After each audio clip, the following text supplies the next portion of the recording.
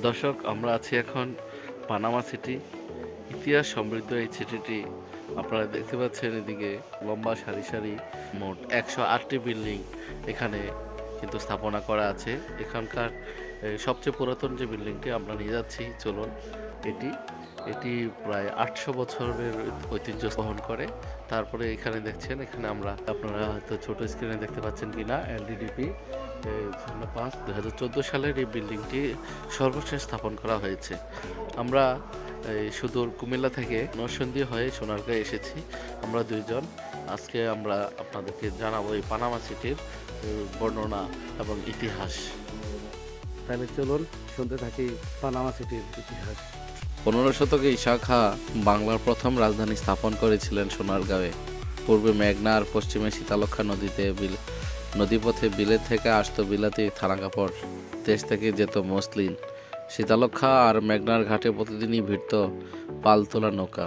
প্রায় এই সময় ইস্ট ইন্ডিয়া কোম্পানির বাণিজ্যিক কার্যক্রম ও চিরস্থায়ী বন্দোবস্তের ফলে ইউরোপীয় অনুপ্রেরণায় নতুন ঔপনিবেশিক স্থাপত্য রীতিতে গড়ে ওঠে পানাম নগরী। নগরীটি পরবর্তীতে এই পোশাক বাণিজ্যের স্থান দখল করে নেয় নীল বাণিজ্য। ইংরেজরা এখানে বসিয়েছিলেন নীলের বাণিজ্য কেন্দ্র। ডব্লিউ হান্টারের মতে মত হলো, সুলতানি আমলে পানাম ছিল সোনারগাঁয়ের রাজধানী, কিন্তু পানামে সুলতানি আমলের তেমন কোনো স্থাপত্য নজরে পড়ে না। তাই এই ছবিটির সত্যতা ঠিক প্রমাণিত নয়। এক্ষেত্রে জেমস টেলর বলেছেন, সোনারগাঁও প্রাচীন শহর ছিল পানাম। এই তথ্যটির সাথে বাস্তবের কোনো বিরোধ নেই। শহরটিতে ঔপনিবেশিক ধাঁচের দোতলা এবং একতলা বাড়ি রয়েছে প্রচুর, যার বেশিরভাগ বাড়ি ঊনবিংশ শতাব্দীর 1813 খ্রিস্টাব্দের নাম ফলক রয়েছে।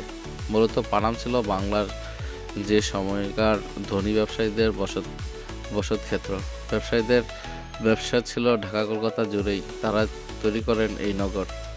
1611 খ্রিস্টাব্দে মুঘলদের সোনারগাঁও অধিকারের পর সড়ক ও সেতু নির্মাণের ফলে রাজধানী শহরের পথে পানাম এলাকার সরাসরি যোগাযোগ স্থাপিত হয়।